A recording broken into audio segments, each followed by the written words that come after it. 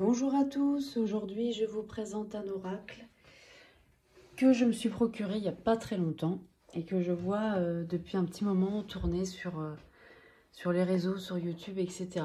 Et j'avais aimé le sujet puisque ça parle d'hypersensibilité et je suis hypersensible, donc forcément ce sujet m'intéresse et me touche particulièrement. Mais voilà, jusque-là, je n'avais pas sauté le pas parce que les illustrations ne me plaisaient pas plus que ça. Mais je ne regrette pas du tout et je vais vous montrer tout ça, pourquoi, etc. Alors, oracle de l'hypersensibilité, réussir à faire les bons choix, donc qui est de William Régeau et les illustrations sont de Thibaut Millet. Il est édité aux éditions Le Duc et il est au prix de 23,90 €. C'est à peu près le prix des oracles en ce moment, en bois de cloche comme ça tourne autour de ces prix-là, hein, souvent. Voilà, alors au dos, on nous dit oracle de l'hypersensibilité. 60 cartes et un livret pour faire les bons choix. 60 cartes, déjà, c'est très bien parce que ce n'est pas le cas pour tous les oracles. Vous avez du mal à prendre des décisions. Vous avez peur, de faire les mauvais choix. Hypersensible, William Régeau connaît bien ce type de difficulté qui engendre souvent une anxiété et un stress au quotidien. Pour y faire face avec sérénité, il a créé avec le talentueux Thibaut Millet un oracle bienveillant et réconfortant. En tirant les cartes, vous développez en douceur votre confiance en vous et vous vous connectez à votre intuition. Voilà, alors l'intérieur, excusez-moi. L'intérieur de la boîte est comme ceci. Voilà, dans les tons bleu ciel. Hein. C'est joli, tout est bleu. Je trouve que c'est joli. Voilà, alors l'intérieur, on avait un carton en fait qui permettait d'immobiliser les cartes. Moi, je l'ai retiré parce que je le trouvais pas beau. Mais sachez que voilà, les cartes sont bien tenues dans le carton. Hein. Voilà, alors on va regarder ensemble le livret qui est tout en couleur. Donc ça, c'est sympa. Alors on a le sommaire et après on a l'introduction. Alors on nous dit bienvenue, vous avez des questions, cet oracle propose des éléments de réponse. J'ai conçu cet oracle comme un outil d'aide à la décision. Je l'ai basé sur les éléments de ma vie, chaque carte représentant pour moi un bout de mon histoire et de la vôtre. Certaines vous parleront plus que d'autres, mais cela n'est pas très important dans le processus. Certains utiliseront cet oracle en se basant sur les images et les sensations qu'elle procure. D'autres préféreront lire le texte d'explication et d'autres enfin utiliseront les deux. Il n'y a pas de règle formelle. Laissez-vous guider par votre intuition et votre hypersensibilité. Et oui, parce que l'hypersensibilité, c'est un trait de caractère qui peut être très utile en cartomancie, je trouve en tout cas. Alors après, on a le conseil pour utiliser l'oracle. Il nous propose un protocole. Isolez-vous, éteignez toute lumière vive, préférez des bougies. Allumez un peu d'encens si vous le souhaitez. Placez-vous confortablement. Réchauffez l'oracle dans vos mains avant de l'utiliser. Posez votre intention, glissez votre énergie dans le paquet. Dites-lui que vous avez besoin de lui aujourd'hui. Battez les cartes plusieurs fois. Et puis ensuite, on nous dit posez à voix haute votre demande. Commençant de préférence par comment ou pourquoi et de manière générale, évitez les questions fermées. Puis ensuite, on a des exemples de demandes. Comment faire pour sortir de ce cercle vicieux? Pourquoi est-ce que je suis encore confrontée à cette situation? Ensuite, étalez le jeu devant vous, face cachée. Et ensuite, là, c'est là qu'on a une proposition de tirage. En fait, c'est la seule qu'on a, par contre, dans cet oracle.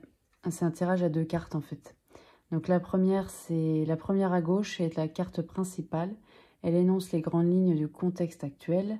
La seconde à droite est la carte d'affinité. Elle creuse la réponse de la première et infléchit ou accentue son discours. Parfois, les deux cartes sont déjà mariées. On va le voir quand je vous montrerai un peu plus loin. Et vous aurez le chemin précis vers votre problématique. Ensuite, on nous dit ne tirez pas plus d'une fois par jour sur la même problématique et ne tirez jamais plusieurs fois d'affilée en espérant tomber enfin sur le tirage qui vous plaît. Ça, évidemment, ça vaut pour tous les jeux de cartes, hein, c'est sûr. Ça ne sert à rien de tirer 15 fois sur le même sujet parce que déjà, on s'embrouille. Et puis, souvent, les premières cartes qui tombent, c'est celle-là qu'il faut retenir. Voilà. Et puis, après, il y a un petit paragraphe que j'ai trouvé très bien. On nous dit de photographier en fait le tirage. Photographiez le tirage via votre smartphone et classez la photo. Quand vous reposerez la question sur cette problématique la prochaine fois, comparez les deux tirages, suivez l'évolution. Effacez la photo du tirage le plus ancien et remplacez-la par celle du nouveau tirage. Ça, c'est quelque chose que moi, personnellement, je fais très souvent. Parce que souvent, on se tire ça arrive en tout cas qu'on peut se tirer les cartes assez rapidement. On a souvent un journal de tirage, mais voilà, on fait ça rapidement. On n'a pas le temps d'écrire l'interprétation. Et prendre en photo, ça permet de se rappeler, de revenir dessus. Et c'est vrai que de prendre en photo et de voir l'évolution par rapport à la problématique, ça peut être intéressant. Donc j'ai trouvé ça bien qu'il le marque. Et puis ensuite, on passe directement aux cartes. Donc on a l'illustration, donc tout est en couleur, hein, l'illustration de la carte en pleine page. Et puis on a un texte sur la carte. Et c'est là qu'on a en fait les cartes mariées dont il parlait tout à l'heure. Par exemple là c'est la carte 1, tirer avec la carte 2 ça veut dire quelque chose, tirer avec la carte 50 ça veut dire aussi quelque chose. Donc ça c'est plutôt pas mal je trouve. Et puis on a ça du coup pour toutes les cartes. Hein. Voilà. Jusqu'au bout. Voilà. Et puis à la fin, on a les coordonnées de l'auteur et de l'illustrateur, les remerciements. Voilà. Donc c'est un petit livret qui est quand même plutôt bien fait, je trouve. Voilà. Alors après, on passe aux cartes. Alors le dos est comme ça. Moi, personnellement, je l'aime pas trop. Mais bon, après, ça, c'est les goûts de chacun. Il m'attire pas plus que ça. Mais bon, après, voilà, c'est un détail. Hein. C'est pas très grave. Les tranches sont dorées. Voilà.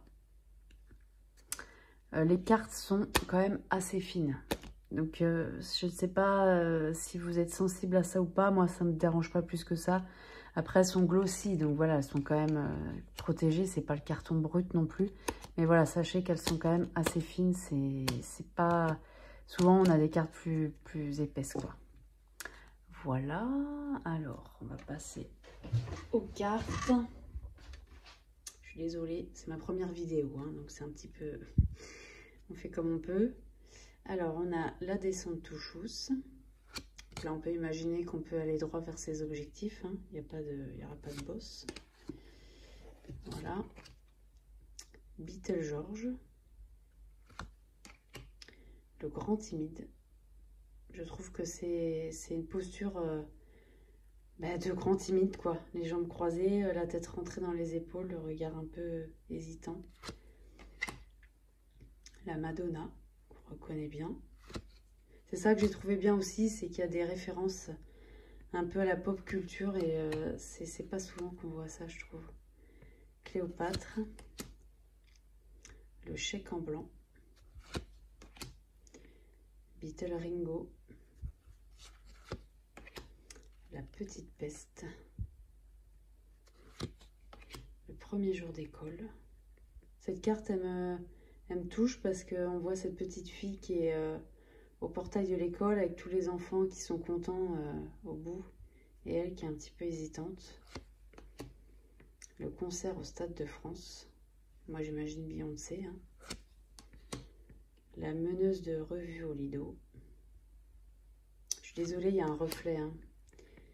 J'essaye de faire en sorte qu'on voit bien. Le menu XL au drive, celle-là m'a fait trop rire parce que ça, c'est vraiment quelque chose de la vie réelle, quoi. Le vélo électrique. Alors, je vais pas vous dire le nom de celle-là parce que je vais bafouiller. Mais bon, j'imagine que c'est une position de yoga. Le parapluie dans le sac à main. Les cartons du déménagement. Ça aussi, j'ai trouvé ça... c'est vrai que c'est un sujet auquel on peut être confronté. L'article en solde. Celle-là, je vais vous lire à la fin le texte parce que j'ai trouvé qu'il était très bien. Je vais la mettre de côté. Le déjeuner seul au restaurant. Ça, c'est quelque chose que j'ai jamais fait personnellement. Mais je trouve que l'illustration de la carte donne envie de le faire. La gare de Viroflay, les deux églises. Le casino. Vendredi 13. qui est un sujet de superstition ou de signe de chance. Moi, je pense que c'est un signe de chance parce qu'on joue bien au loto le vendredi 13. Donc, l'épilation définitive. Le coach sportif. Scary Spice. Vous voyez, il y a des références effectivement à la musique. Le calendrier de l'Avent. Le surfeur sexy. Je trouve qu'il y a des cartes drôles, quoi. Le chien guide. Johnny Forever, celle-là aussi, elle m'a fait mourir de rire. Popcorn au cinéma. La salle d'attente du dentiste. Votre ex. Week-end à Rome. Sporty Spice. Beetle John. L'ongle cassé. Baby Spice. L'accident de ski. Le saut en parachute. Le crapaud avec sa petite couronne. On imagine qu'il peut se transformer en prince. Le car wash. Poche Spice. Le roman d'été. Le César du meilleur premier film. L'avis de passage du facteur. La vache sacrée au milieu de la route. Elle s'en fout, hein. Elle se couche quand même. Ginger Spice. Beetle Paul. La peau de banane. Le lac du Connemara. Ça aussi, ça m'a fait rire, on connaît tous la chanson. La petite souris. L'incendie à Notre-Dame, malheureusement. La ruine prometteuse. Les vergetures. Là aussi, c'est un sujet qu'on ne voit pas souvent. Le manchot en terre Adélie. Le vieux bibliothécaire. Il me fait beaucoup penser à la carte de l'ermite dans le tarot. Le pain de Norfolk. La réunion d'équipe. Le trésor derrière la bibliothèque. La bête de sexe. Le massage des pieds. Voilà, vous voyez, c'est des sujets, je trouve... Enfin, c'est des... Ouais, c'est pas souvent qu'on voit ça. Alors, du coup, je vais vous lire le texte de cette carte-là, parce que je l'ai trouvé super. Alors, c'est la carte 21. Voilà. Alors, l'article en solde. Cette carte parle de vous. Oui, vous. Vous avez une valeur. Cette valeur est principalement basée sur votre amour-propre et un tout petit peu sur l'amour, l'amitié, la reconnaissance des autres. Si vous affichez une étiquette en solde toute l'année, il va être difficile de vous estimer à votre juste prix. Quelle est votre valeur exacte? Qui a les moyens de s'offrir votre travail, votre amitié, votre amour? Souhaitez-vous vraiment être en solde? Voilà, j'ai trouvé que c'est un texte qui est court, mais je trouve qu'il est bien écrit. Et puis voilà, l'illustration, bah, on imagine très bien, hein, puisque c'est la personne qui est dans le sac en solde. Donc voilà, je ne sais pas si ça vous parle du coup, mais moi ça m'a beaucoup parlé. En tout cas, j'ai trouvé qu'il était bien écrit et que, voilà, pour les hypersensibles, j'ai trouvé que c'était très bien. Voilà, bah écoutez, j'espère que cette présentation vous aura plu. N'hésitez pas à me dire ce que vous en avez pensé. Eh bien écoutez, je vous dis à bientôt pour une nouvelle vidéo. Au revoir.